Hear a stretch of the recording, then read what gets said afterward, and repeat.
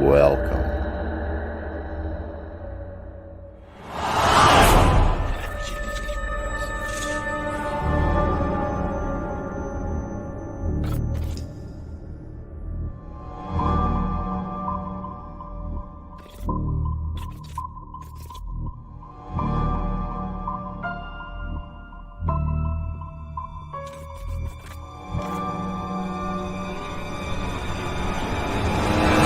Sit back and enjoy as we dive deeper down into the rabbit hole.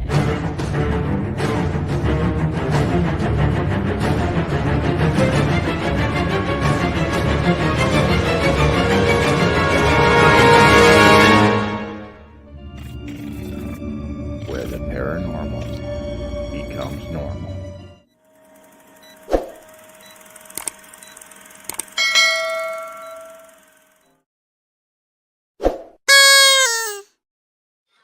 Hello, welcome to today's show where I'm joined by the wonderful Dawn Lester. Thank you for coming on.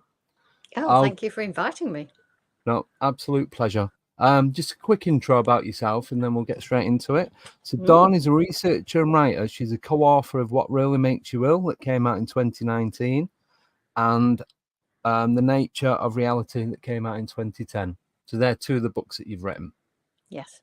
Yeah, but we're going to concentrate on the first one that I mentioned, What Makes You Ill. Yes. Yeah, the one that's behind you. The one with the guy. Is he doing that or is he doing that? No, because we'll get into that. Yeah, I remember. That's that a one. Mandela effect. That one? Yeah, me Yeah. too. I mean, we'll get into it, but I had that as my profile picture on Facebook when I first joined from, I don't know, about 2009. Yeah. I've only recently changed it, so, I know it was... Yeah. Yeah. Yeah, I remember in school with the books with it on the front and even pictures inside because I did classical studies was one of the subjects that we did at school. So there's a lot of these statues in that in there from different times, and that was one of them. So Yeah, it would be. I mean, it's classical, isn't it? Yeah. So we're going to be talking a number of different genres of the unknown, obviously including the Mandela effect, synchronicities, manifestation, the nature of consciousness, and about health and how it isn't what we're led to believe it is, that kind of thing. I suppose. Definitely. I'm trying to choose my words and not say certain things. Yes, because we don't to trigger the bots, do we? No, not yet. No. So I call them invisible enemies. Yeah. I mean, they are they're more than just invisible. They've not even been proven to do what we're told they do. So Yes. that's one type of invisible enemy that begins with the letter V, but there are other microorganisms that do exist, but they still don't do what we're told they do. So right. Yes. Yes. Yeah, completely go with that. Oh yes. Yeah. I mean, sorry, I was just going to say, when I had mine, it was the worst I'd ever felt, and then when it had worn off, it was like, this is what I was like before any of that started, and now I just blatantly refuse to go there again. Well, yes, because there are so many different aspects to why people have had symptoms, which we've then labeled as illness, disease, whatever, and then think there's something wrong with us. And that's where the inversion starts, that, we think when we got these symptoms, there's something wrong. Yeah. And that's like, that's where the problems start, because it's not there's something wrong. And it still seems to be getting the message out, getting people, more and more people do understand that.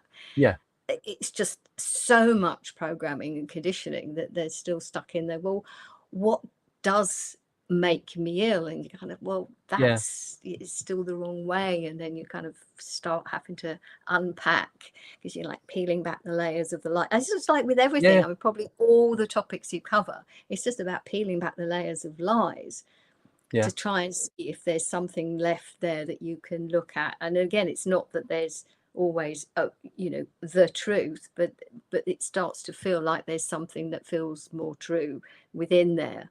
And some people just stop at the kind of first layer and don't realize that there's still more to go. That's okay. Well, I think with that, because it just literally come out of nowhere, it was like 2-3 weeks and it was just global. Everyone was like in panic status and not sure what to do. And the information that was all given, it was like, well, I'm gonna have to do that because I don't know anything else. There is no other information about it. So I think that was the biggest cause as to what happened.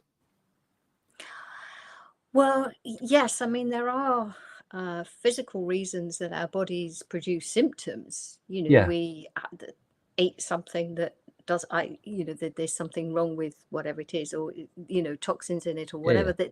And once you start looking into the kind of toxins, there are loads of them, they're everywhere. Now, it's not that they kind of really are like poisons, that it's not that they're like can kill you or whatever. It's because that's the kind of thing you think, oh, well, poisons, but it's just little things that impair the body from working properly, from functioning as it's supposed to do. So you get these lists. It's like let's say it's just these little incremental steps of something that just kind of interfere with the body really helping itself, getting and looking after itself, because that's the other propaganda piece, that the body doesn't know what to do and it's stupid and makes mistakes and all that kind of stuff. But the body is actually amazing.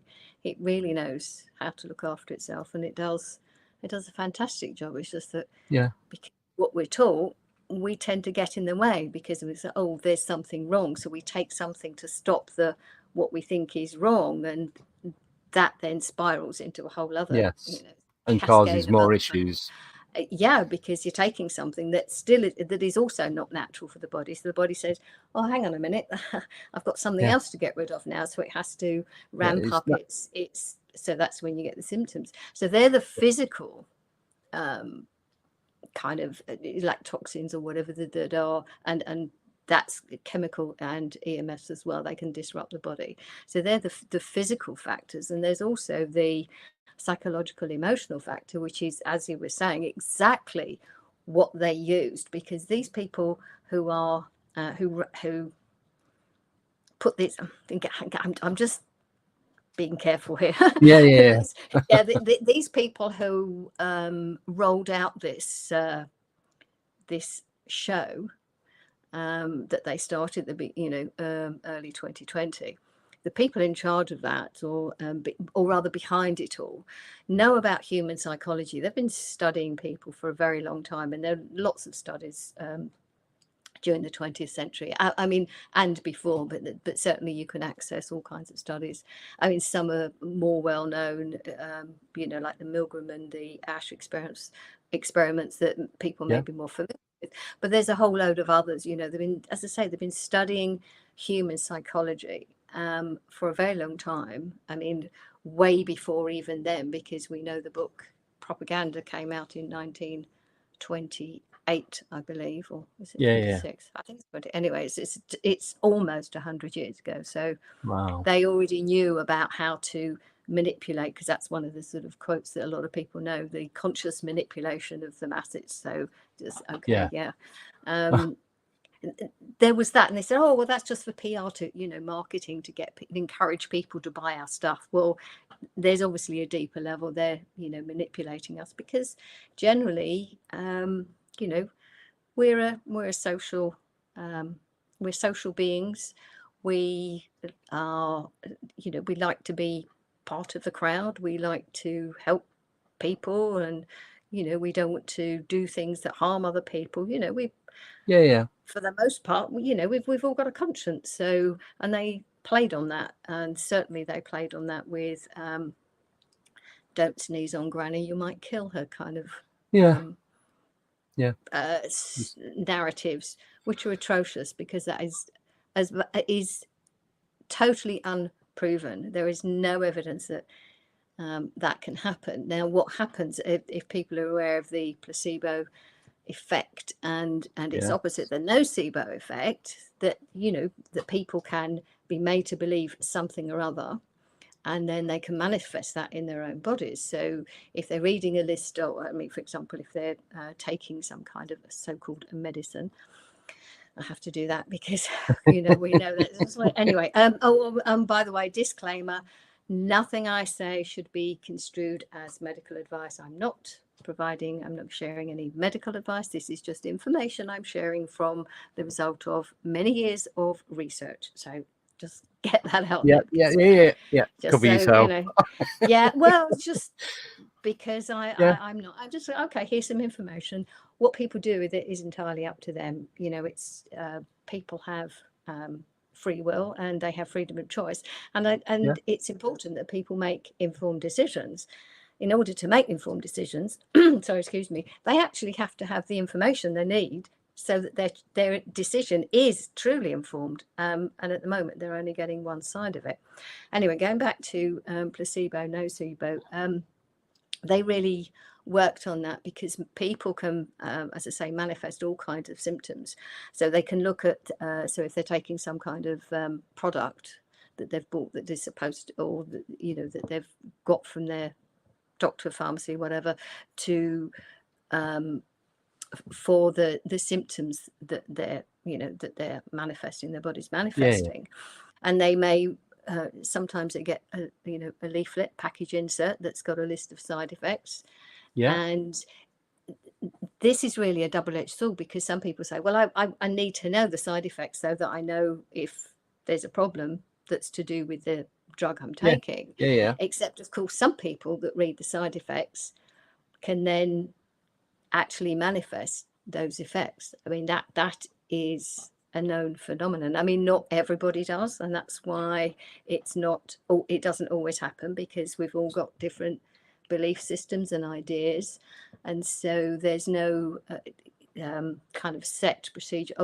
Everyone who takes this will get X, Y, and Z symptoms afterwards. So it's because we're all different, and that's the point, that not everyone will do that. So some people will be affected more by that kind of, and again, this is sort of suggestion of what was in the news and what was being put out in 2020 of these reports of people that these are the symptoms, even though at the beginning it was they were almost indistinguishable from flu, weren't they? So but I'm just going, it's kind of on topic, but I'm on high blood pressure tablets because I've got really high blood pressure, but I have to have a blood test every 6 months just to make sure they're working, it's not damaging my liver and kidneys and that. So it came back and my vitamin D was low, so I started taking vitamin D tablets, but it was making me really ill. So spoke to the doctor and he said, when you're taking them? So I said, well, I was having it in the morning with my blood pressure tablet. He goes, no, he goes, have it after you've had something to eat, because it can make you feel really ill and sick and dizzy and that. And since I've started having it when I go to bed, been fine. I was like nearly knocking me on the floor, this vitamin D tablet. It was only like one a day, and now I'm having it at night. Nothing. Yes, and were you given that information at the very beginning? No, nothing. I just thought you need to take vitamin D. That was it. So incredible. I know. So it just shows what you've just said. Yes, well, the body will react in all sorts of different ways, and obviously respond to what's going on. And I see that's the other thing with taking more than one substance, that there are some work well together, and some don't, as you found out. As I found out, Yes. The other thing is that very few of the combinations that people are taking have actually been tested. You know, I mean, I know there are some where they say, oh, you know, this is contraindicated against this. But there are thousands of these products that people are taking. And, you know, the actual combinations are, you know, if you started doing the maths on all of that, it'd be phenomenal. And for the most part, they're not tested. Yeah, because you look at people that have died, especially celebrities, through taking medication and they're not taking it in the correct order. Say they're on like 3 or 4 different tablets and you can't take one. So say these 3 and you, so we'll call them 1, 2, and 3. You're taking 1, then 2, then 3. But if you take it in that order, it can kill you. So you have to do like 3, 1, 2, and that way it's fine. It's just, and no one tells you anything. I'm going to be careful here. I would suggest that possibly there's not as much information, there's not as much knowledge about what these things do in the body. I think that's an okay way to put it. But yeah. I can, it's all right. They tell you what it's for and what it does, but that's it, and the side effects. Well, yes, I mean, part of the side effects is, you know, covering their rear ends. Because of all these different things. It was like, that's their disclaimer. Yes, well, what we talk about happen, and of course, then that's, like I say, the double-edged sword, because, you know, if you're told that might happen, then you can. Some people are potentially likely to actually manifest those symptoms. So again, you know, and again, like I know I mentioned like manifestations, but again, this is there's the suggestive nature of certain propaganda narratives, shall we say, that some people can actually take it on. I mean, there are examples of people who have been given a prognosis, you know, a time of, you know, oh, doctor, how long have I got? That kind of thing, which I would suggest is probably a question not to ask, because the doctors actually don't know. But some people who are so enamored by the medical system and put all their trust and belief into the person, whoever it is, and can then manifest that outcome in approximately the right kind of time limit. And there have been occasions where on autopsy the person has been discovered not to have had sufficient pathology for them to have actually died. So it's the you know, it is the mind. I mean, there's an amazing story of somebody who, it was back in the 1950s.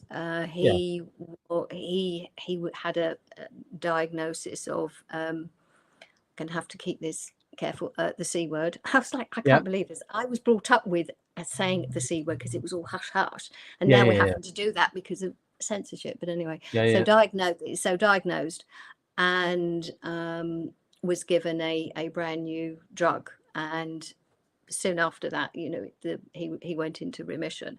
Read a report that said the drug wasn't very good, and his condition returned. So he went back to the doctor. I mean, I'm condensing this story. Went back to the doctor, and what they did was said, oh, well, you know, that was just the first version. You know, there's a new improved version, and gave the patient this new improved version, and, you know, all the tumors and everything disappeared again. And then the guy read a report that said, no, it's definitive. This drug is totally useless. And within days, or soon after that, it was a very short period of time, the guy died. Now, what is really interesting is that the so-called new and improved version of the drug he was taking, it was actually just pure water. He wasn't given anything, any real pharmaceutical product. So that's a fantastic example of the placebo at the beginning, because he took what he thought was a drug and he was fine, or his condition improved. Then he read something that said it was useless, and the condition came back. So that's the nocebo effect.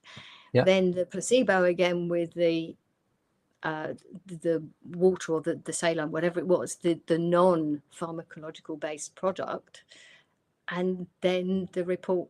So he's I mean, this story is a perfect example of the power of the mind, which is the manifestation. The manifestation, not an intentional manifestation, because he was manifesting according to his beliefs, not his conscious decision making. And that's really why the kind of manifestation thing can be, it's a really interesting, it's really interesting. So I was going to say, it's a subconsciousness. It's there, but it's not on the forefront of your mind, but you constantly thinking about it. And I mean, there are other examples of people. You can have two people that have a similar diagnosis go to see the doctor, get advice about treatment or whether, and one kind of just goes along with it, and the other one says, I don't think so I think I'll take responsibility for myself, goes off and does something different, and they can be absolutely fine. Whereas the one that sort of follows on and gets the prognosis can just, and the condition could be the same. It's, and that's why the power of the mind is so important. But it's not to deny there are what we actually do as well. So it's not like you can just do anything you want as long as your mindset's okay. It's not that, because it's the mindset and taking appropriate action. So it is that balance of all of it. But you need to be actively doing it. Because then you're taking responsibility. You're taking an active responsibility. And so you're the self-care, and then you feel more self-empowered, more you just you kind of, you're approaching it from self-care. So it's the you love yourself type stuff, and so you're taking care of yourself. So you're consciously making it happen. Yes, and you're taking back the responsibility, and some people respond better to that than others. And again, we're all different. We're all on different parts of our journey of learning how this all works and what this is all about. So it's like, yes. But I'm definitely one if I'm actively doing it, my mindset's there and I'm going out, whatever it is, then it works. For me, it works. Yes. So it is to be, to be aware of that aspect of what you're doing. And sometimes you can believe in something and it still doesn't seem to work, in which case there's something else kind of layers deep. But that's how we create situations that we can then learn from. And it's how we're prepared to take the responsibility for our own actions and what we're doing and what we're seeing and how we interact with people. And that's why things are very interesting at the moment, with so much stuff and so much turmoil in a way. And yet in many ways we're getting so much out of all of this and learning and creating all sorts of new ways of being and living and developing, and how we go forward with all of this and what we can do. So many more people are actually taking responsibility, doing something about it, saying, I'm not happy with that. Let's work out what we can do.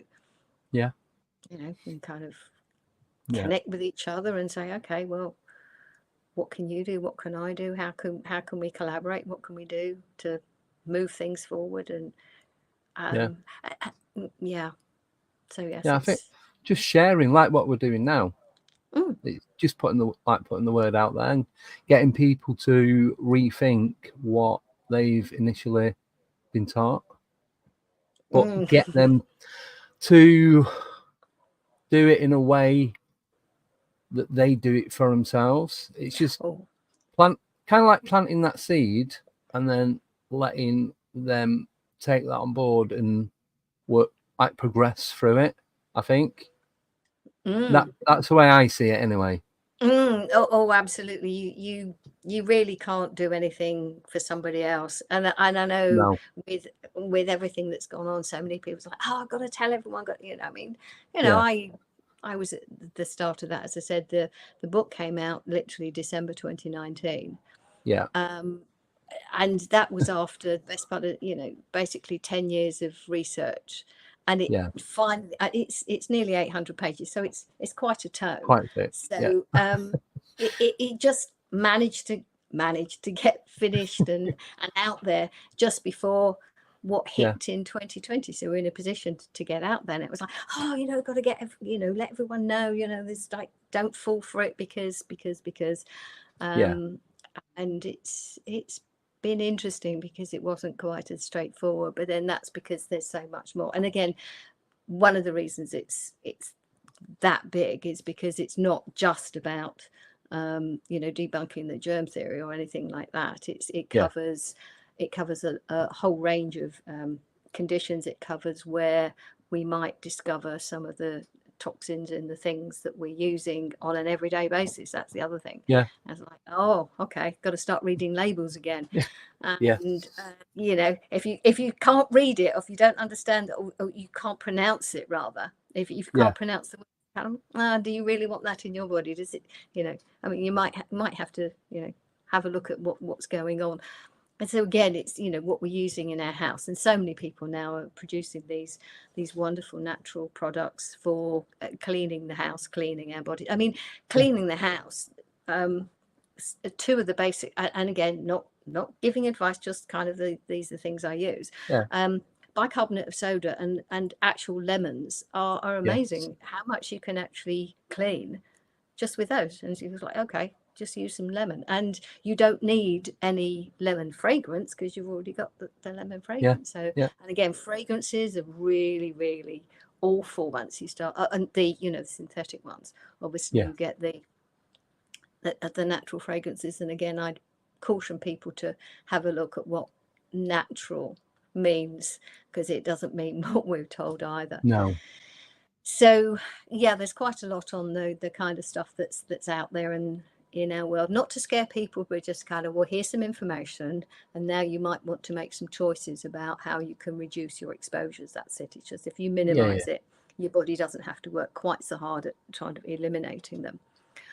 So there is that. And then it doesn't focus just on the UK and the US. There's a chapter where it kind of looks at what's going on in the wider world, in places like say India and Africa, mainly to do with food, the whole thing with poverty, the whole thing with food production, and the some keep there's various different ways, other ways, but arm spears is one of the things that people use, or the jabs and that kind of stuff, how they're being rolled out as the saving grace, and that's like and so the politics, it's the education system, the education of doctors and what's behind that, and then the vested interests and the propaganda and the money and the agendas. So touching on, say, Agenda 21 and the 2030 agenda in some of their aspects that are more related to what's going on. And the last chapter is it is that, well, okay, what's the solution? Well,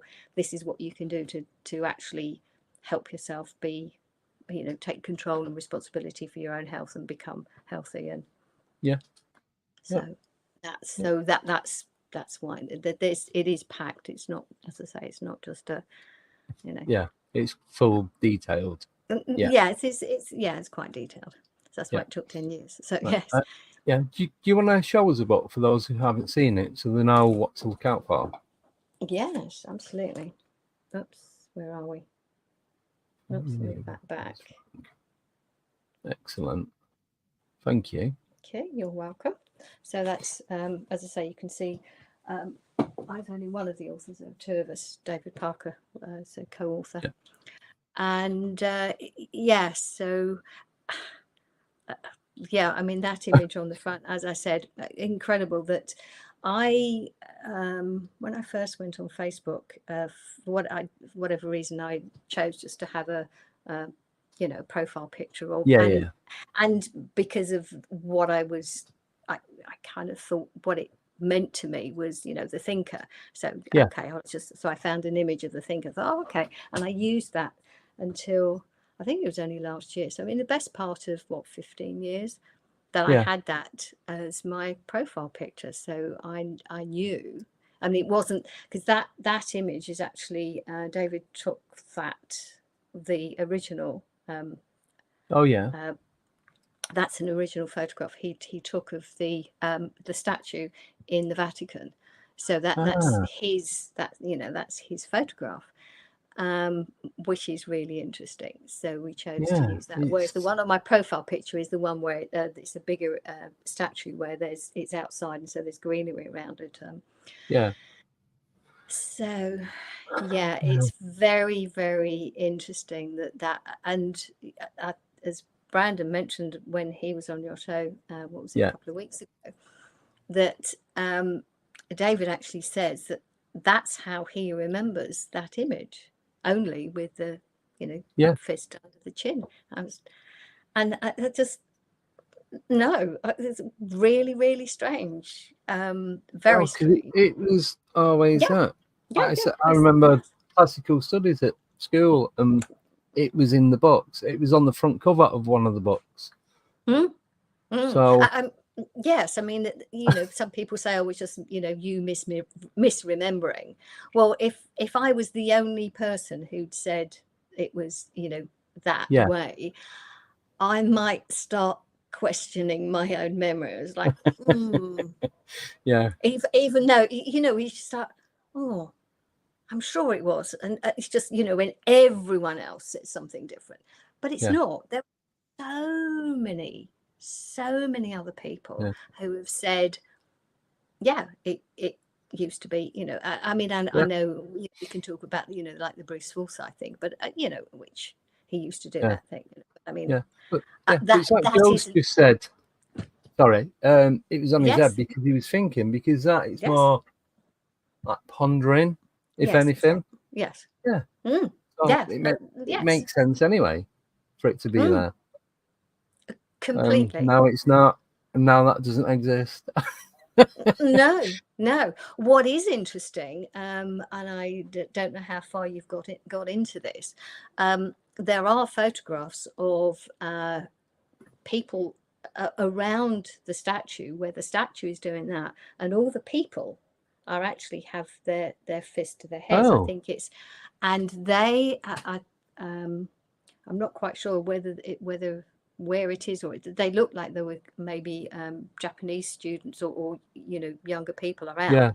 And you think, well, why, if the statue is doing that, then why are they doing that? So it's really interesting, again, what can be changed and what hasn't been changed. I mean, I find this fascinating, and I'm making no making no statements, making no assertions about what it is. I'm kind of thinking about it and speculating on what it might be according to my particular perspective on how this realm works, which is that it shows that it's more flexible, more malleable. It's not a fixed place. Things can change. Yeah.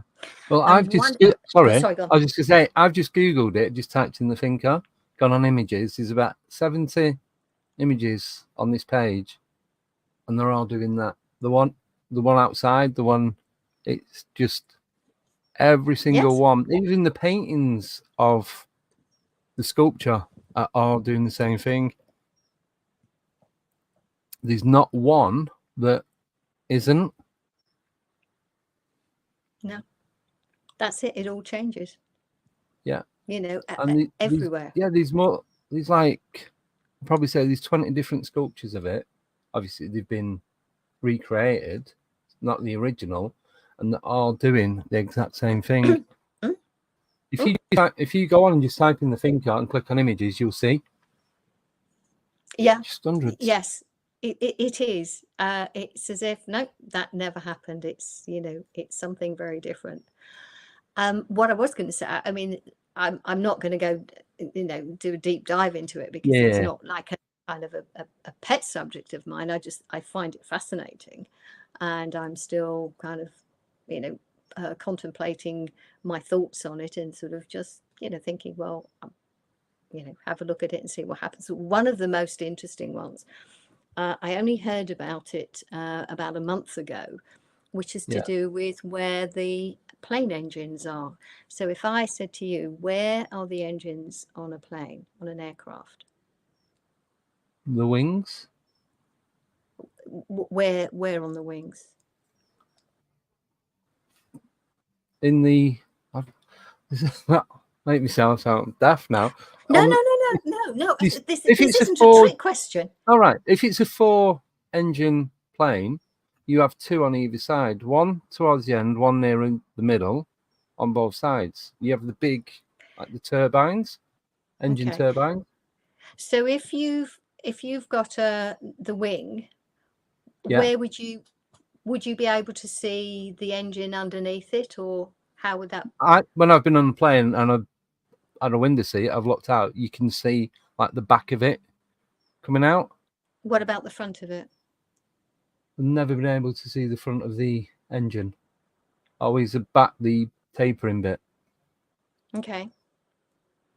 Well, I always thought that, how can I do this? Where the wing sits out, the engine, you could see the circle of the engine underneath, and maybe you might see a sort of a small lip, but basically it was underneath. Yeah. Well, I can tell you that's not where they are anymore. They are sitting front of the wing. They are sitting forward of the wing. And this is not to do with photographs.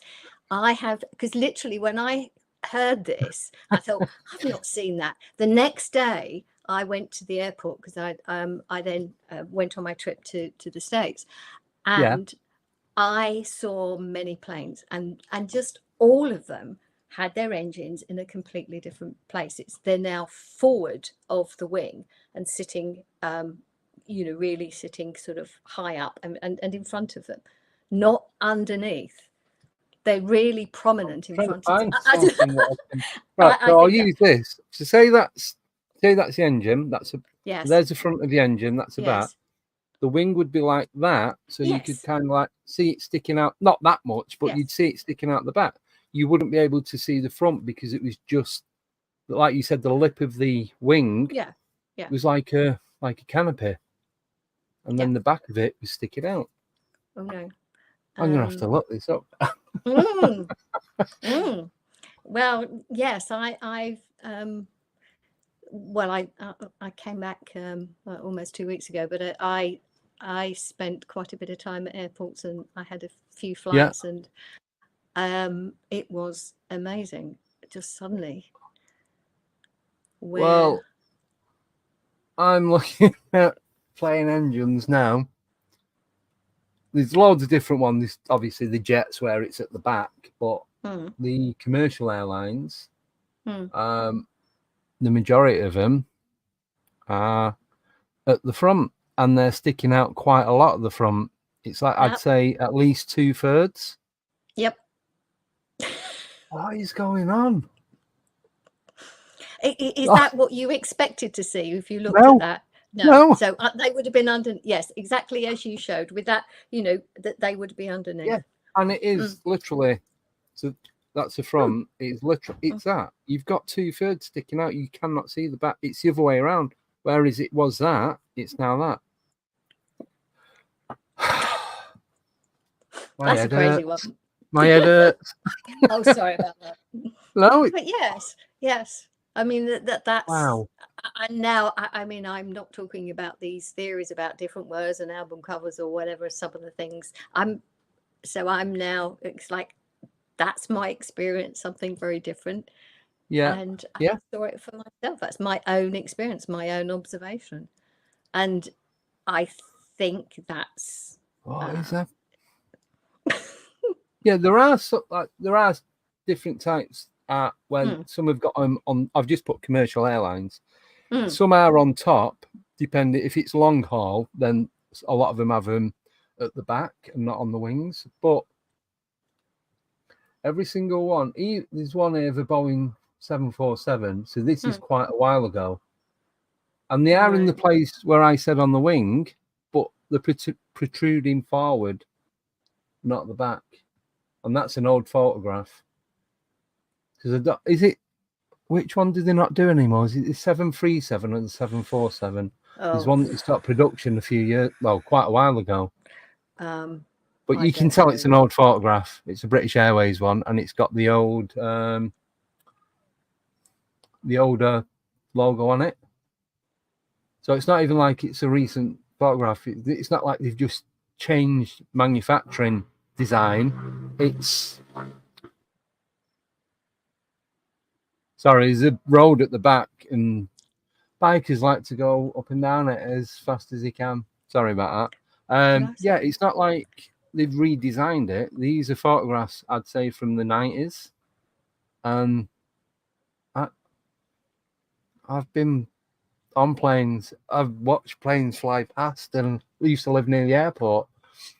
Wow, there you are. Yeah. Wow.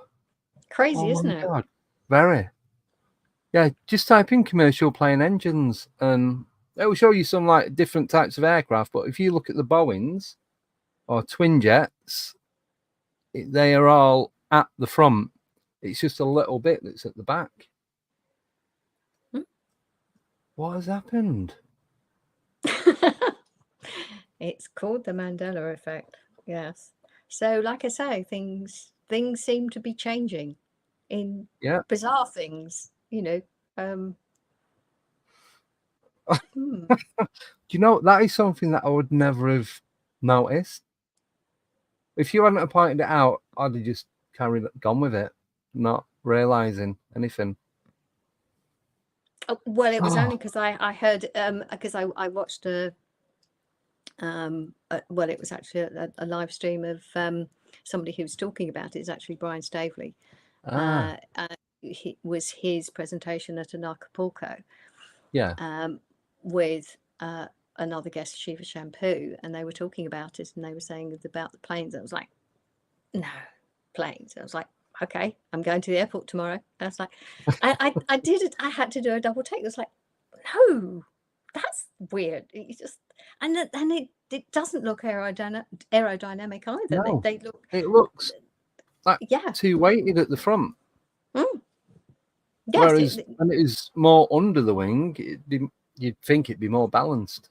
Because I'm guessing a jet engine isn't light. They're going to be pretty heavy, aren't they? So I would imagine so.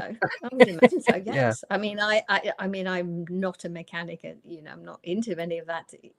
But I would have thought so. Yes, quite. Yeah, right. because when they come into land, they bring the wing flaps up, and I know they stick the engine in reverse to slow it down, so you can see it come up, and then you could see more of the back of the engine. So for some reason, I'd always get a window seat near the wing. Or even behind the wing. I've never really been at the front of a plane. I've always been middle or back. Right. Okay. So I've always been able to see the engines. That's so messed up. Don't like that one. It is. Yeah. Wow.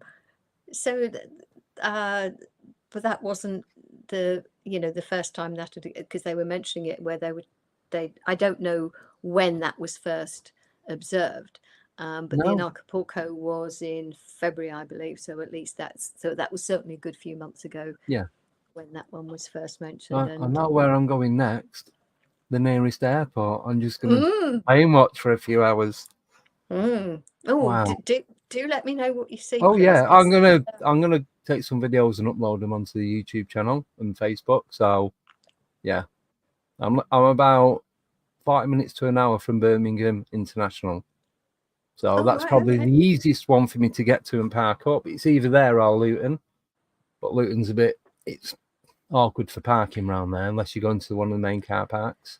Yes, also because they had that fire there, didn't they? So the whole car park thing, because I dropped somebody off there about a month ago. But the flight path actually comes over the M1, and then you've got the ring road that brings you down into Luton.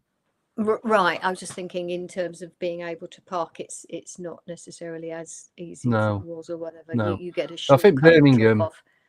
Yeah. I'm going up that way on Monday, so I know I'm nowhere I'm going first. I'll just set out a couple of hours earlier. Yes, I'll be very interested in what you observe, because that'll be fascinating with See, I was just gonna say I like the new Mandela effects, but this one is just it's bit me. It really has. Okay. I know. Like I said, it's not that I don't believe it. I've googled it, I've seen it, but I need to now physically go out there. Oh, absolutely.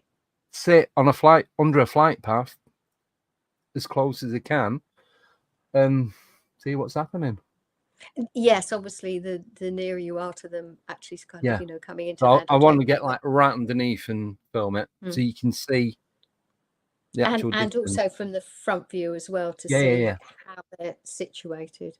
Yes. And yes, I'd definitely be very interested.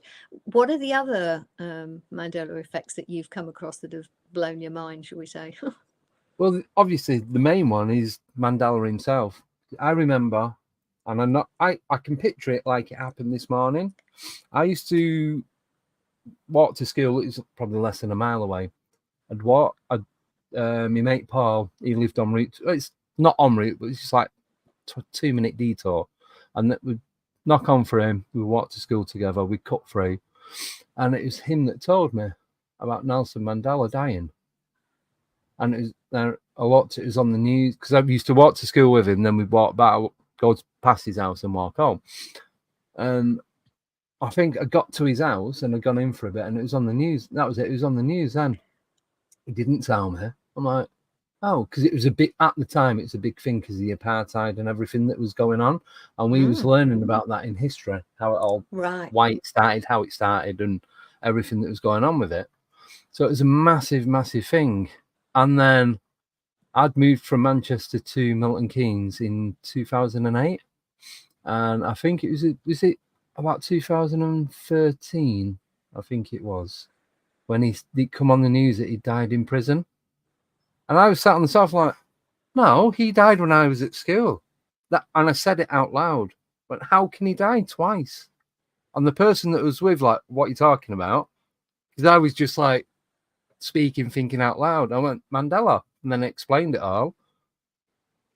And I can't remember what they said, whether they knew which one it was. But I was like, how can he die? I remember wearing my school uniform and then going home from school, from Paul's house, like, 10-minute walk, if that. And it was a big thing in school because of what we was learning about at the time. Right. Yeah. So. As in his story. History. Yeah. But yes. That was mine because it was, I suppose, personal to me. Not that I knew him, but it was living it. We lived that Mandela effect. Yes, it had an impact on you. That news had an impact on you so much that you remembered it. You hold on to it as a memory, and that's I believe why it's given that name. I mean, it's not it's just I'm guessing there was more stuff before then, but we just didn't give a name to it. Possibly.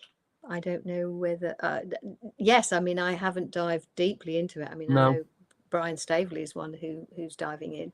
And like I say, the one or two of the word changes or the spellings or whatever, I don't totally agree with, because I know we spell things differently here in the UK than they do.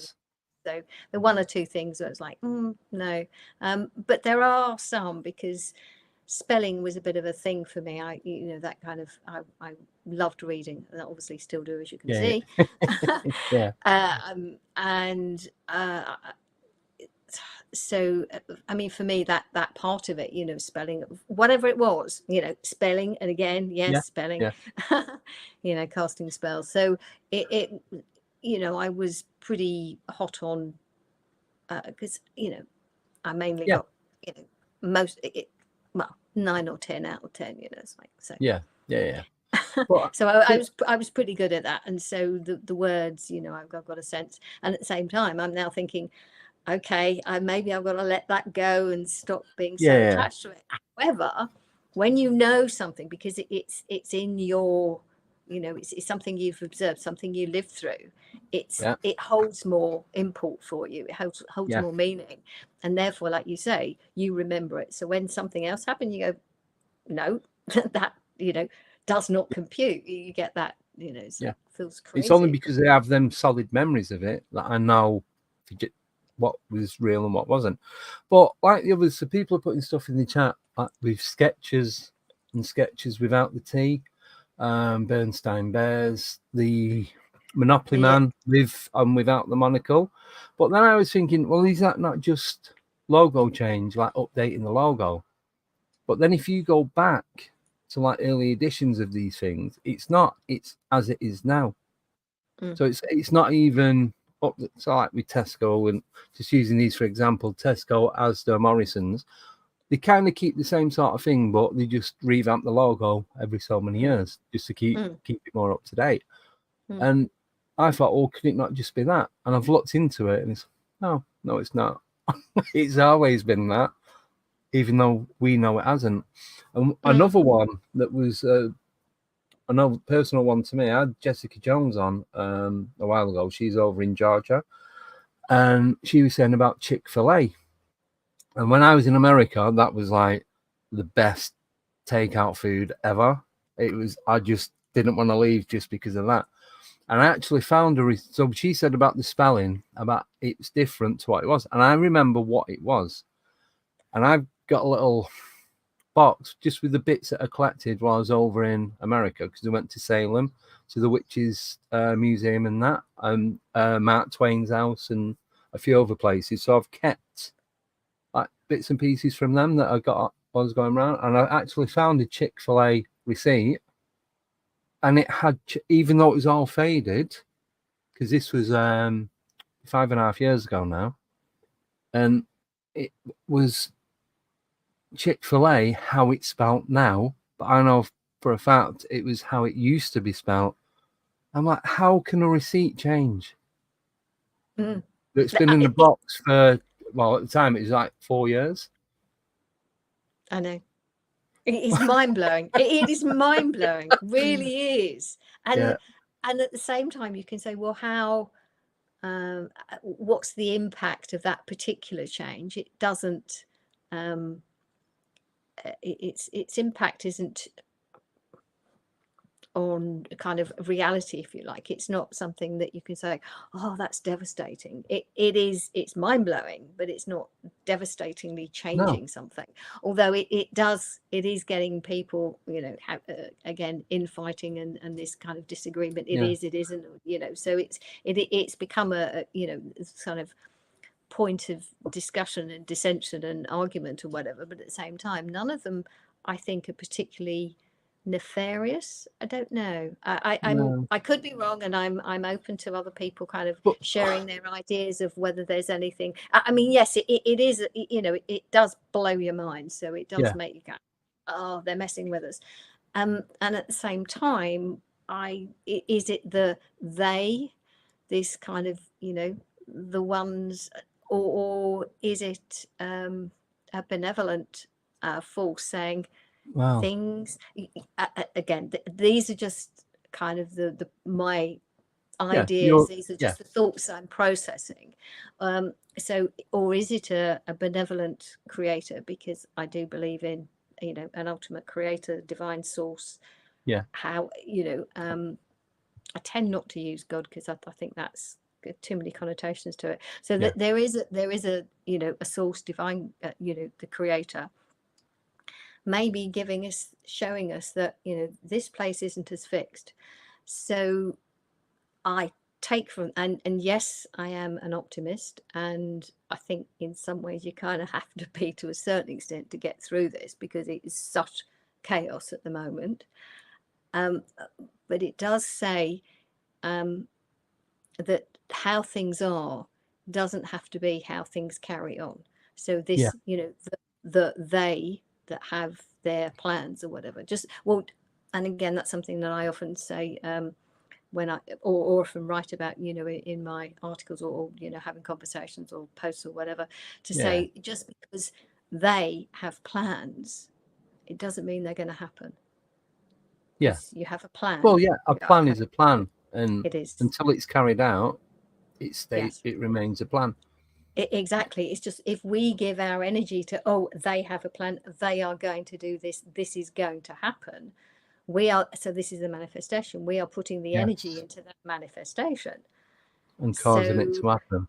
Yes. So and again, this is where we come out of the fear and just say, okay, well, we're responsible for our own experiences, and so we don't do we choose to have that experience? No, we can have a better experience. Now, with the manifestation, it's not like a spell, well, you know, like a spell, abracadabra, again, words, but you know what I mean, if you kind of you know, I'm having a spell because I'm going to make this happen, this particular event, you know, there's something very, very specific or whatever it is.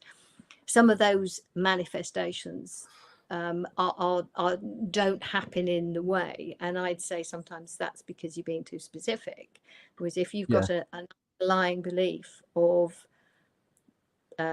things always being for your benefit, even if something looks pretty tough, it's what you do with that particular event, how you respond to it, how you react to it, and what you do with that information, and how you then choose what you want to do as a result of that. So it's not that anything went wrong, and again, it was, oh, it hasn't manifested, oh, I made a mistake, wrong. So again, it's more nuanced, I think, than just, oh, I'm going to manifest XYZ.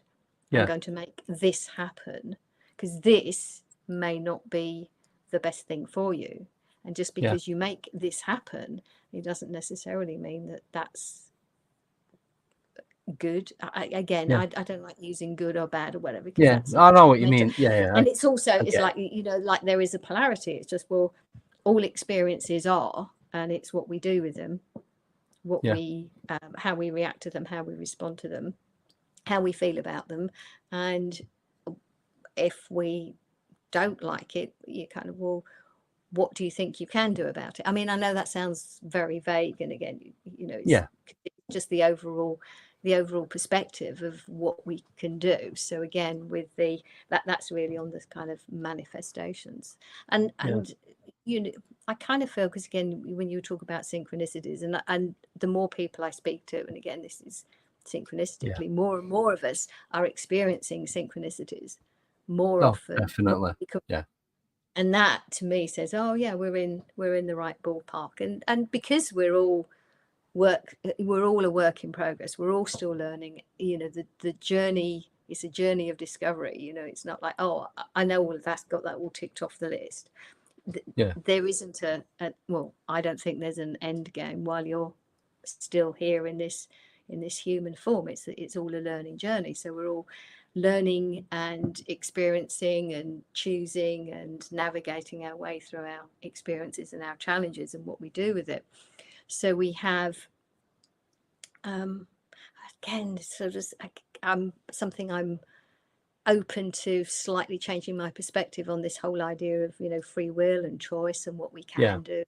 Again, it's just as I say, but the synchronicities get kind of, for me, make me feel like, we're working towards something, and then we're collaborating, we're meeting new people, and we're collaborating, connecting, and, you know, finding new ways of doing things together, because that's of course what they don't want. And I'm even moving away from seeing it as a they. It's just, well, what's going on at the moment is chaos. Well, okay, well, do we want to live in chaos, or do we want to do something about it? So rather than seeing that there are these nefarious bods out there that are doing something to us, because we don't want to have that perspective, and just don't really want to sort of hold on to the idea we're victims of somebody else's plan. So it's just as we're navigating and learning and seeing how these things work. And of course, language is really so important to show you where you are in your thinking. Yeah, but going back to like spelling and manifestation, my take on it is spelling, you spell, so you're casting. So when you're saying something, it's the intent that you use. Using that intent could create a manifestation as to what it is you're saying. I know it repeats itself, but I'm just trying to explain it so it makes sense. In my head, I can, but when I open my mouth, it comes out completely different. So yeah, it's the intent that you use when you're saying something, whether it's, I don't know, good or bad. Regardless, it's how passionate you are about what it is that you want, and I think that that is a major part of the manifestation and spellcasting. Like you said, it doesn't have to be like abracadabra or anything like that. It could be anything you want, and that is, for me, that's spellcasting, because it's using intent. Yes, absolutely. Our intention is a major part of it. At the same time, we can be we are affected by our beliefs and our ideas, and we may have some underlying limiting beliefs that we're not necessarily aware of, that may then change the actual manifestation from what we are hoping for it to be, for that particular outcome, for that intention. And it's not that there's anything wrong or you made a mistake. It's just, okay, that's how that event actually happened. How do I feel about it? Like you say, you kind of, think about it and put your own interpretation on it, and have a look into see how you feel about it, and what, whether there's any kind of resistance. It didn't work out. Made a mistake. Then you get the self-talk, and that's where listening to the words of your own self-talk, you can find out, okay, I still think I can make mistakes. And it's very revealing, and it's interesting to go through that process. And the more you do that, the more you the easier you become. You kind of don't beat yourself up quite so much. But it's like the saying, be careful what you wish for. That makes so much sense if you look at it in that perspective. Yes, there's a really great coach. He's one of those kind of top coaches that coaches these high performing athletes and charges huge amounts of money. But he says, in terms of, he said, if somebody says they want like $1 million, and say, okay, well, here's $1 million, and they shut you in a room. Are you happy now? And go, no, because there's something else beyond that. It's not necessarily the thing. It's to then start thinking about why you want whatever it is, what's behind it, why you think there might be something missing or different. Anyway, so it's so much more than just, like you say, it's not the careful what you wish for, because that wish, there's more to quite literal. And it might not be exactly what you really want, because there's something else behind it, why you think you want that thing. And it will, the situation will often present itself in a way that allows you to learn what it is that's actually behind why you asked for that thing. And so it goes back to intent again. And also what's below it, what ideas you have about yourself, and again, like the self-talk and the limiting beliefs, and anything to do with your indoctrination and the conditioning that still may be sitting there in layers locked away in the back. You go, I didn't think, I still believe that, or whatever, you think you might have dealt with some kind of aspect of your past. I've I don't know, I've got good self-worth, and then something might just say, oh, have you, and give you a little hint of something where you might say, oh, maybe I haven't resolved that. But the self-worth is not just the self-worth, it's just, what's behind that. Why did I feel like that?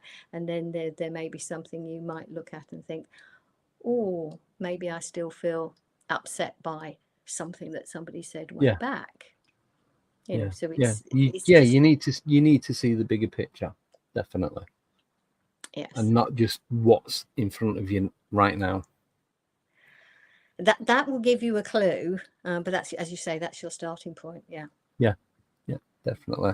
Got a question in the chat, but just before I do that one, going back to the Mandela effect, one of my theories on that was where these things are changing, and I suppose it's a conspiracy theory as well, is they, whoever they are, going back and changing things. So going back, say, suppose time traveling, going into the past or even into the future, changing outcomes of stuff that's happened or is going to happen, and that's why it then we see it differently, and it never existed. But just by doing something quite significant that we don't know anything about, so I presume then saying that it's more things in the future, that's why things in the past have changed. Does that make sense? Interesting. Like I said, it's just one of my ideas. It would make sense, I think. It feels like it makes sense. Yes. The thing is, when you look at the nature of time, as it were, we know that that's a construct. So in the true sense of if you like, the underlying reality, time doesn't actually exist. No, we're only in the ever-present now. So it's more of a sidestep. Well, what do we think? Anything. Oh yes, I mean, we this is definitely way off the normal. This is normal. If you are thinking, no, it's just kind of keeping it into I mean, a lot of people are now aware of the time is a construct, it's not fixed. And being in the present, because right now in this moment, where is the past? Straight away, as soon as you think it, that's a past, technically. But as a time measurement, I should say. Yes. What I mean is when that a logo first appeared, it was 1940, whatever. It's like, where is 1940?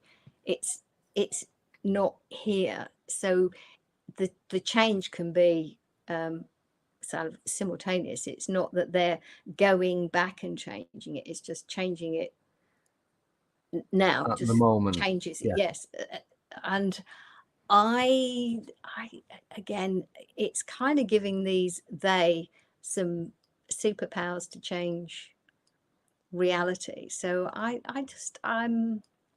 don't know. I'm still, this is one of those, it's a big box and got a huge question mark, because what I mean, we know they can manipulate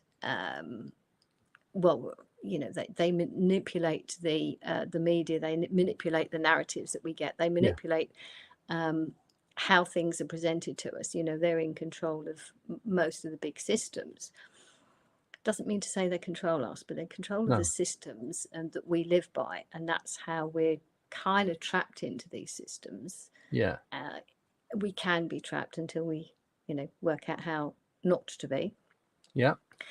So that's one thing, but to be able to actually change something as it appears in this, what we see as physical reality, I think takes something a little bit more.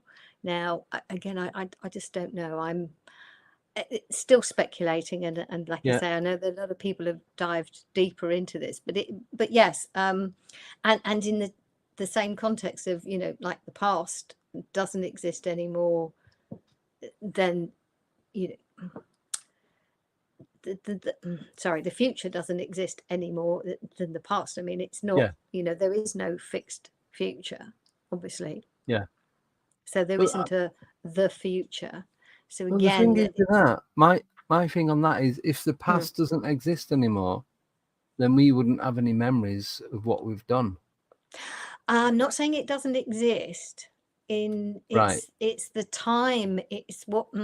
Yeah. No. I mean that's one of those paradoxes. It's the past isn't a fixed. Maybe that's it. The past isn't a fix, and so things isn't fixed, so that things can change. It's still there. We just can't access it. I don't know. Well, it's not that it's a fixed past. Maybe there are multiple pasts, because there are, you know, multiple possibilities of outcomes. So it's not, it's being careful to say, it's not that it doesn't exist, but we have, from our human perspective, you know, we have a life, and I'm not saying, oh, you know, anything you've been through is irrelevant. I'm not saying that at all.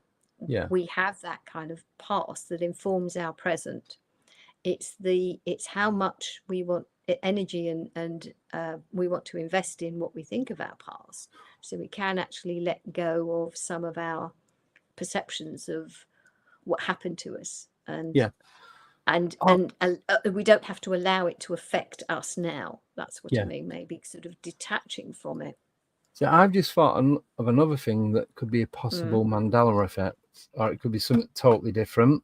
Okay. So when you're having a conversation with someone that you've known for a while, and they'll say, "Oh, do you remember when da da da da da?" And you're like, "I wasn't even there. I don't know what you're talking about." Sure, that has to be some sort of Mandela effect, because I've had that on both sides. I've been saying, "Oh, we went," and remember it again like it was yesterday, or they've done the same to me. I'm like, no, it wasn't me. I was never there. And they would describe what I was wearing, where we met, and what we did. I'm like, don't remember that at all. Surely that has to be some sort of the Mandela effect. It has to be. Yes. Because why would I not have that memory? I know you don't remember every little thing you do, but there must be something there to trigger it as you're being told what went on. But it's the same concept as a Mandela. Yes. And I think those more personal experiences are more relevant, are more pertinent, because they're your experiences, not what somebody else is saying about something else. Because unless you actually have it's part of your own memory, you have an experience of something that's related to, like you're saying with the Chick-fil-A, that was something. Now, I mean, a lot of the ones that they're talking about that relate to what was going on in America, I can't relate to, because that was, you know, like however the spelling of the Berenstain Bears or the Berenstain Bears, it means nothing to me, because I never watched that, don't know. So no, same as me. I'd never heard of it before till it came up. So so a lot of them are, you know, based in America, and it's like, no, that's you know, it's their culture. So I just don't know. Yes, I as I say, I'm not suggesting I know at all. I'm just it just comes to me then. Yeah, and something when they are, you know, absolutely sure that you were there, and you, I mean, they can say, well, I don't think I remember that, or sometimes it can be, you know, a little bit vague or whatever. But when it's like, no, it wasn't me. I mean, when it was absolutely, when you're so sure of it, it's that could well be. The best way I can relate it is when I was younger and I'd go out drinking, and people say, "Oh, do you remember when you did this?" I'm like, no, but I knew I was there. Even though I'd had a few drinks, I knew I was there. I knew we'd gone to different places, but you kind of like have a few blank bits that you don't remember for whatever reason. With that, you know you was there. So what they're telling you, you know, yeah, I probably did do that. But with this, it's like I can't even recall anything about what happened. And it's not just like something that happened for a couple of minutes. It'd be like a full afternoon or a day out. Do you know what I mean? It's ongoing. It's like I have no recollection of it whatsoever. That is a difference. I mean, yes, you're right. It's like, oh, I remember going out with you. It's like, Yeah, I can't remember. But I'm not talking about when I was a little kid. I'm talking like just a few years ago. Oh, okay. Yeah, do you know? But obviously, because when you're younger, you're not going to. The older you get, I think you lose a lot of the memories from when you was a child and that. But stuff that's happened quite recent, and you're like, I wasn't there. I know I wasn't there. So I don't know what that is. Mandela. Yeah. Sounds like it probably is. I mean, it's like spooky. Yeah. So interesting. Something for you all to think about. It hurts my head too much. Yeah, I mean, it is fascinating. It's something that, or some of these things are very real, and some of us are, having real experiences of this shift in our reality, whatever we think it is. And so I think that definitely, well, I'd say that probably goes into the paranormal. That's, that comes under that category. So definitely something going on.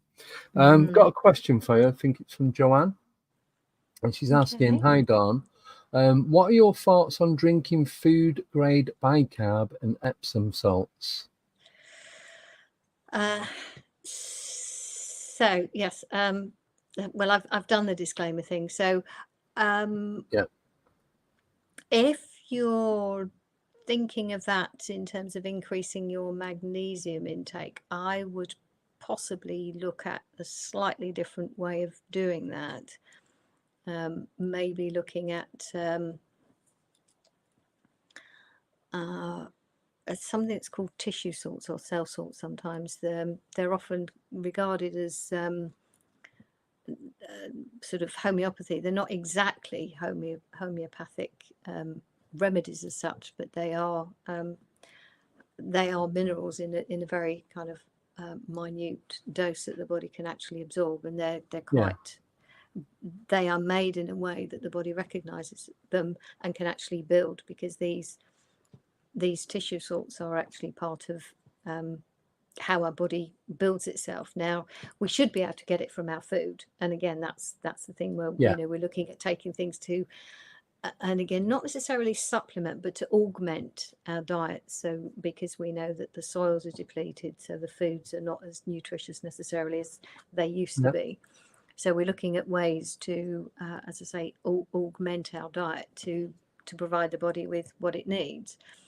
I'm not a fan of supplements per se. Again, you've got to be really, really careful, because most of the supplement companies are owned by pharmaceuticals, in which case the chances are they are not necessarily bioavailable. And that's the point. You want something that the body can actually absorb.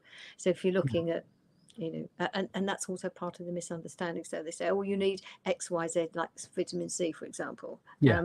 So, and you get much more than that in an orange. So eating an orange is a waste of time. I would tend to not, well, I don't agree with that particular viewpoint, because there's so much else in an orange than the vitamin C. There are all the cofactors that allow the body to actually absorb it all and release it all in the right way. So it's not that you're only getting whatever it is, 30 milligrams or something of vitamin C in an orange. Your body is actually recognizing and utilizing that, and it's bioavailable. So, for example, again, with the tissue salts, there are, I think it's something like 27 in total, but there are 12 that are called essential tissue salts that are that provide the body with a whole range. And this actually is really interesting, because when you start going into it, it's actually tied to astrology, because when you are born, because we're only we're only sort of a fetus for 9 months, so it's not the whole 12, because each of the 12 main tissue salts are tied to a particular part of the zodiac. So when you are born, you've only actually been in the womb for 9 months. So there are 3 that your mother wouldn't have actually given you. So you are deficient in those, because you wouldn't have had those. So again, fascinating subject, and I'm looking at the time. It's like this, and I'm only in the kind of early stages of learning about it. It is something to dive into. It's just the important thing is that they are a source of minerals that our bodies can absorb and recognize, and they are, rather than the standard, shall we say, kind of supplements. It's a different way. I know Epsom salts can be used in the bath, you know, so you can have a soak and then your body will absorb it from the bath, because the skin absorbs as well as excretes. You know, it's a two-way mechanism, so that, you know, you can absorb the magnesium that way if your body needs it. Again, taking magnesium, it's also like vitamin C. You know, there's a point at which let's just say there's a bowel tolerance that, you know, if you take too much, you can kind of end up with loose stools, and it kind of just goes through you, really. So well, that's one of the other supplements that I take is magnesium sulfate. Right. Okay. But again, I have that at night. Right.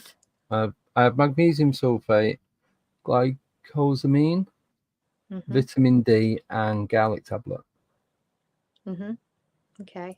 And again, what I'm saying is just my personal view on these different things, and I know many people have, you know, great success with helping their bodies by taking because, you know, we're all in different sort of stages of imbalance or whatever. And if we take something and it helps us feel better, then I'm not saying not to do that. I'm just, it's just because I know the pharmaceutical industry owns companies, just to be so careful where you you know, how you source them. Yeah. Well, I looked at these ones because I've got a bad back and high blood pressure and that. So I was looking at what I could take to help ease it. So I'm taking, and I think if they're going to work, they're going to work. If they're not, they're not. And I'm not consciously thinking about it. I'm just taking them at night, going to sleep. And then I've noticed that over the last month or so, that the aches and pains that I did have, I was getting one in my knee and my back, they've subsided. They're not as prominent as what they was at the beginning. It's like, oh, then it must be the tablets, because I'm still doing the same things at work. I'm probably doing more than what I was previous. So it's, for me, the working, but I'm not like religiously, I need to take them. I have, you know what I mean? There'll be times that I forget if I fall asleep early or I'm out and about, and it's like, oh, I'll just have them tomorrow.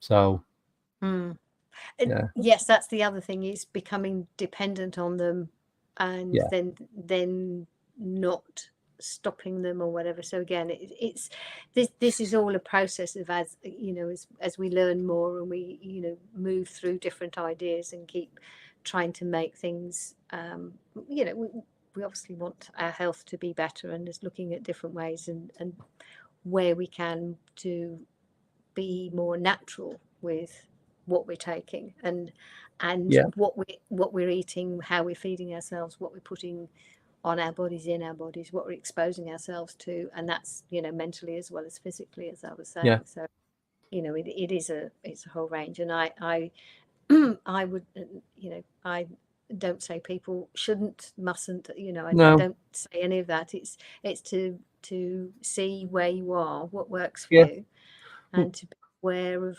you know, like I say, not being dependent on them. No, well, I just thought, you know, there's no harm in trying. If they work, they work. If they don't, I'll just stop taking them, and they seem to be doing the job. So I can't. There's nothing else that I've changed. So for me, it's got to be them. So that's what I'm doing. Like you said, when I was having the vitamin D in the morning, it was making me ill. So now I'm having it at night with the others.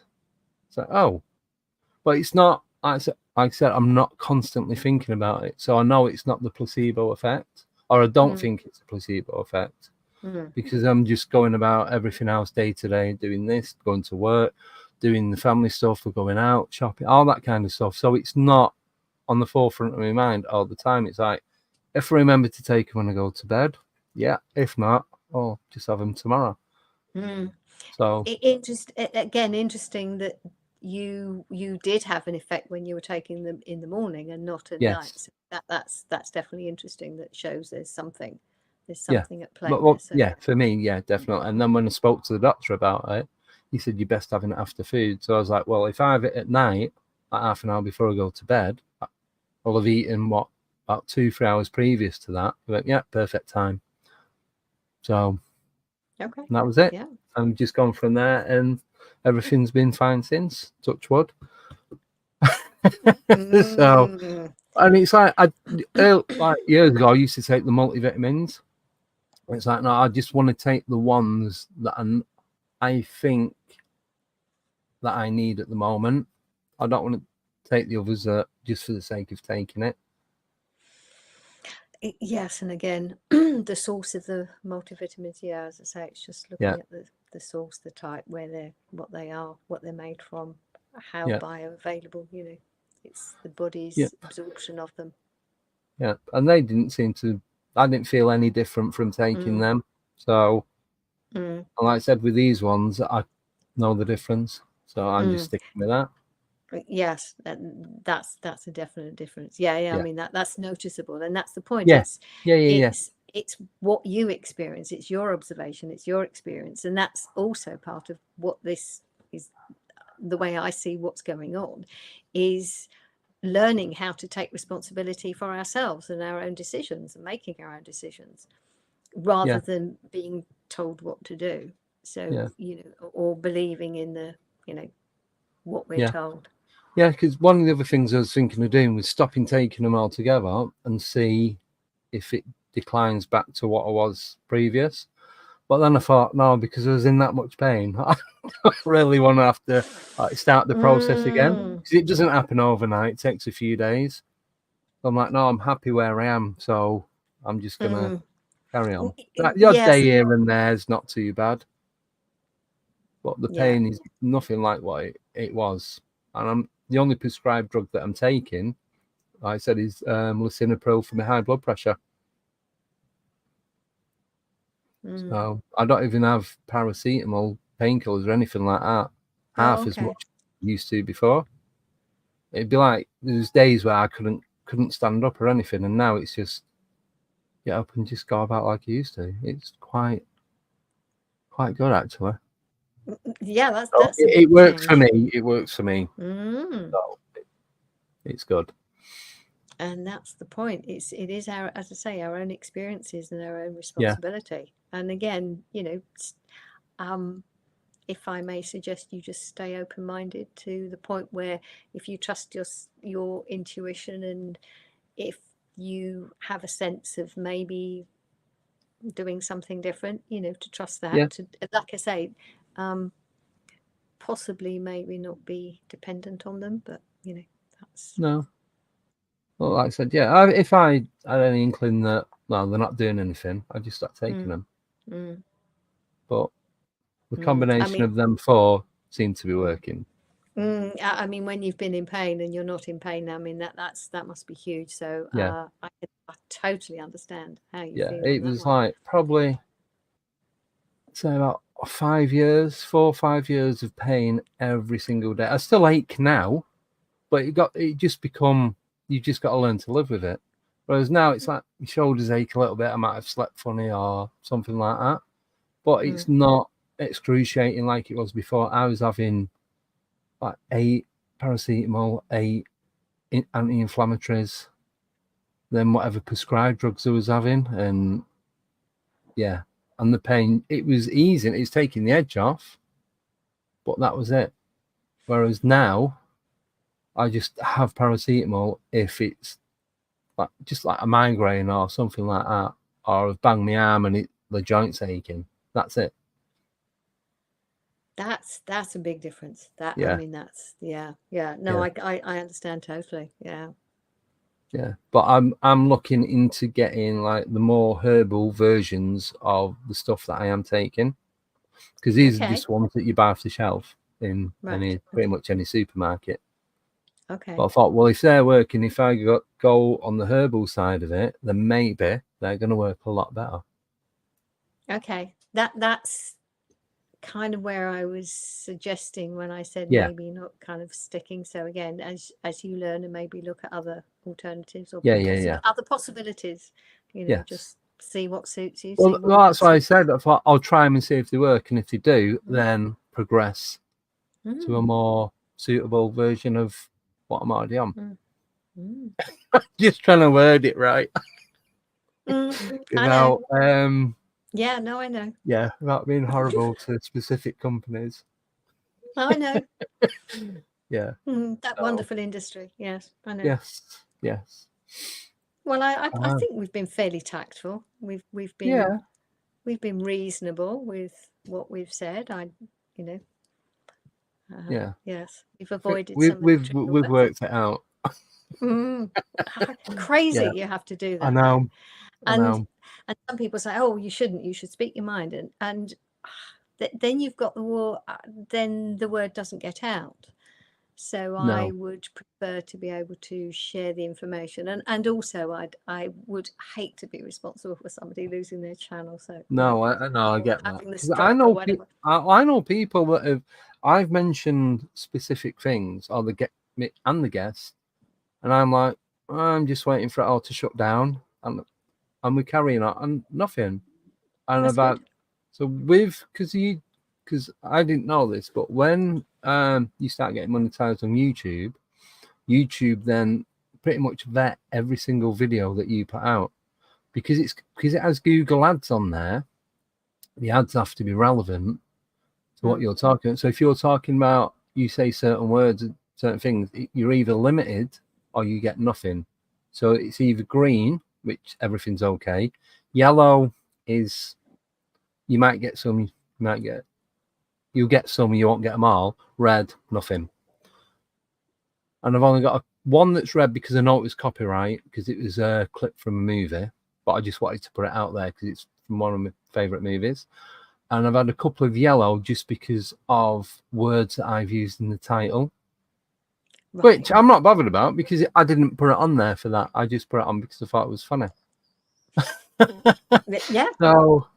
So I know that YouTube actually vet each video, and then if they do use the yellow or the red, you can request a review for somebody else then to have to sit through and listen to it all.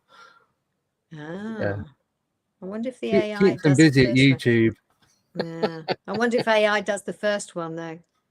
Well, that's what I'm thinking, because what I know it does, it goes on the algorithm of what you've put out there, and it kind of it works out the mean across. So say it picks 5, it'll work across the mean of them 5, and then it will self-select whether your future videos are going to be suitable or not.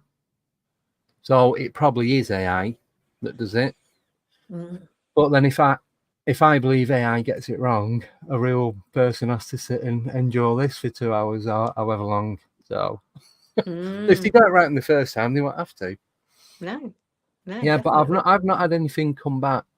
Good. I'm not saying that I want that, but I kind of push it. I like to push it a little bit just to see if what happens. Yeah. Yes, I do understand. It's just because of the way things are, I feel it's better to try and at least get the information out in as many places as possible. I'm just glad everyone understands the code that we all talk as well. Oh, okay. Yeah. You have to talk in code. Yeah, we haven't triggered anybody by no. Yes, and everyone in the chat is getting exactly what you're talking about, so Excellent. It works. Good. It's working. Thank you. No, so thank you so much for coming on. No, thank you. Thank you for inviting me. Thank you for and inviting me. It's been good fun. I was thinking, because people in the chat are putting, if you'd like to come back on, I'd love for you to come back on. But would you like to come back on with Brandon? Yeah, that'd be great. Love to. So if you both come on, and there'll be a couple of the co-hosts as well. So it'd be more of a panel chat and more like a round table. So what I'll do, I'll put some dates in the group chat that we've got and see what we can come up with. What's best for all of us. Yeah, that'd be fun. Yeah, because that'll be on a Friday evening, so it's a bit more like what past the watershed ish, kind of nearly. So okay. So Friday evening our time, UK time. Yeah, so it'd be 8:30. It'd still be 90 minutes, but it's a bit more open to what we talk about. Yeah, sure. Yeah, that'd be good. Yeah, yes, absolutely. So I'll get that looked at this afternoon and send some dates over. So yeah, massive thank you for coming on. And Brandon is an absolute star for connecting us too, because this has been wonderful. It really has. Oh, thank you. He is an absolute star. I think he's so cool. He's a great guy. Yeah, and the way he, very similar to you, he just says it as it is, but he's not as much. He kind of doesn't care what he just says it. Yeah. No, I know. I know. We're a bit more delicate about things. I've only been really delicate about what's in that, because that is so prominent, and with what's going on or has been going on, that they've still got their kind of little algorithms on certain words, I think, at the moment. Now, if somebody tells me that that seems to have eased, I'll be very happy, and I'll start talking about all kinds of words that begin with the letter V. Well, that's the thing. I'm not going to. People have said that, and I'm like, can we not say that, because it gets picked up? But then it's carried on, and people have put on other shows different, like when we're talking about abduction cases for cows, the M word. People have used that, and people are putting it in the chat, and I'm sat there, I'm like, please stop. But it's been fine. But then I know other channels that have used it, like within days, either before or after me, and it's like, no, that's gone. You can't have it. Yeah. So why am I being allowed to put it across, and then these others that have been going a lot longer than me, like, oh no, you're not allowed to even go there. You're not even allowed to think it, let alone say it. Maybe if you're newer, you haven't quite got hit the. I've not got the knowledge of how it works. No. I mean, in a good way. They haven't. You're a little bit under the radar, I think. Maybe. Right. Yeah, it could be. Yes. But when you knew, you haven't really got the knowledge of how YouTube works and how the algorithm works. You do have to learn it, So that was the way that I meant that. I was suggesting maybe just there are certain names or whatever that they're more likely to pick up on. That they're keeping their eye on. Yeah. Yes. Yeah, I never thought of it like that. But we'll see what happens. Yeah. Well, yes, and do let me know what your thoughts are when you've been plane spotting. Yeah, so like I said, because I'm going up to Nottingham on Monday to Woollerton Hall. I've had to postpone it. I was supposed to go yesterday, and then I was supposed to go today, but with stuff that I've got going on, I can't fit it all in, and I've had to catch up with sleep. So I'm going up to Woollerton Hall, and then from there, doing that in the day, then late afternoon, evening, I'm going up to Cannock Chase. So I'm going to be going cross country and actually going past Birmingham Airport. So I'm going to stop off, have a coffee break, and see what I can film, and I'll send them across to you. Yeah, brilliant. Thank you. And thank you. Then appreciate we can both go, this isn't right. Yeah. So I'll get everything, once I get all this done, I'll send some dates over, I'll send the videos over, and then we'll just move on to the next one. Fantastic. Look forward to it. Massive thank you for coming on. Do you want to plug your book again just before we end? Yes. What Really Makes You Ill. The subtitle is Why Everything You Thought You Knew About Disease Is Wrong. So again, challenging. I write on Substack. My Substack's called Dawn's Writings, dawnlester.substack.com. I'm on Facebook. No longer with the Thinker profile. It's actually my face, and I'm also on Instagram. So yes, I'm wondering. Yes, I was going to say it was my choice of changing that profile picture, but anyway, it's interesting. Yeah, except that would have changed anyway. So yeah, so you've got as I say, Facebook, Instagram. Yeah, and I've got Substack. them. I've got all them linked to Substack, Dawn's Writings, Facebook, and Instagram. They're in the description notes. Thank you. So if you go into the description there, you can click on them. It'll take you straight to them. Yes, and in terms of where to get that in the UK, I think WH Smith and Waterstones. Oh right, okay. Get them online on their online. Bookseller, because not everyone likes the other online big store. No. But for people, I think in America there are a few other online booksellers where you can get that from. But and it does help to support us. So because it's self-published through that system. Yes, it was way too hot for to going through another publisher, and also being unknown, and neither of us have medical whatever it was, so we didn't have the neither of us got medical background or medical so-called qualifications, so that was difficult to it was the only way to get it out. We had looked at other ways, and it wasn't going to happen. So we did. I mean, a lot of people are self-publishing, so it's not a big deal. Yeah. So that's why Amazon is, and as I say, so many people say we don't want to support them. Well, you are supporting us. So anyway, I just appreciate everyone who buys the book and the lovely support we get for it. So thank you so much for this opportunity. Really appreciate it, Andy. No, thank you. It's been amazing. It really has. And it's something that we have not really covered before. I've done the Mandela effect and that, but not going in depth to the way we have done today. So I love the rabbit holes. You can't beat them.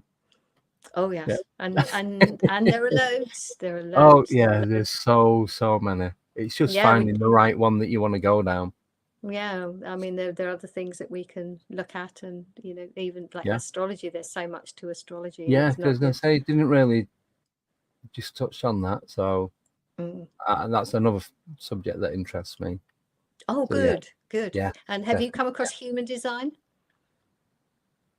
A little bit, not too much, because I don't really know a lot about it.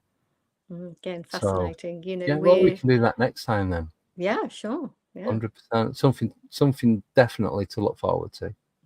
Definitely, I do too. Yeah. Thanks so much, Andy. Really appreciate it. Thank you. Thank you, everyone in the chat as well. Thank you. I know there weren't many questions, but I think because you're so in depth, people were just so interested in what you was talking about.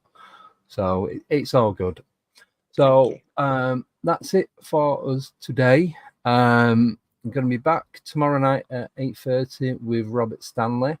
And then early next week, I'm going to continue with my paranormal road trip. So until then, have a wonderful time, whatever you're doing, looking at planes or finding your own Mandela effect. Yeah, it's all good. So take care, everyone, and see you Friday. Bye-bye. Thanks again, Dawn. Thank you.